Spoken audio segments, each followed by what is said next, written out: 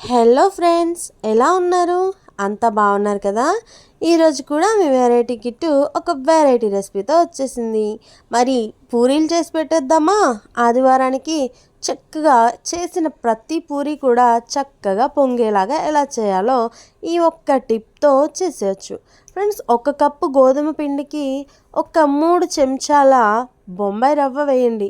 White రవ్వ, ఉప్మా రవ్వ ఉంటుంది కదా, అది వేస్తే చాలు. అదే అండి చిట్కా. సో కొంచెం సాల్ట్, అలాగే 2 స్పూన్ల ఆయిల్ వేసేసి చక్కగా కొంచెం కొంచెంగా వాటర్ పోసుకొని చపాతీ పిండిలాగా కలిపేసుకోండి. ముద్దగా కలిపేసుకొని డవ్ తయారు చేసుకున్న తర్వాత ఒక 10 నిమిషాలు పక్కన పెట్టేసి మళ్ళీ ఇలా ఒత్తుకోండి.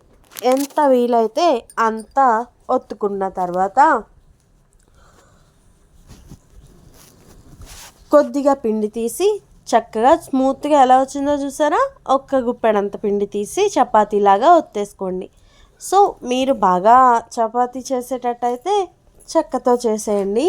నేనైతే చిన్న 2 చిట్కాలు పాటిస్తాను.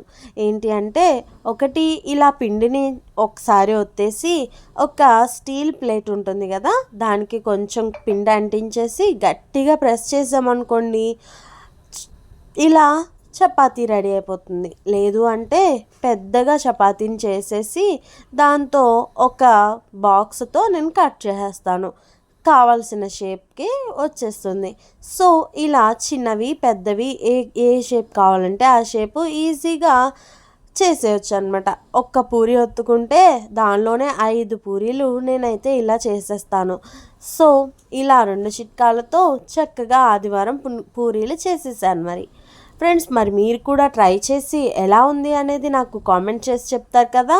ఈ టిప్ మీ అందరికీ నచ్చినట్లయితే ప్లీజ్ సబ్స్క్రైబ్ చేయండి అండ్ ఎలా ఉందో రుచి చూసి కామెంట్ చేయండి. మరి దీనిలోకి బొంబాయి చట్నీ అయితే అదిరిపోతుంది. అది కూడా ఎలా చేయాలి అనేది నా ఛానల్లో అప్లోడ్ చేస్తాను. Thank you friends.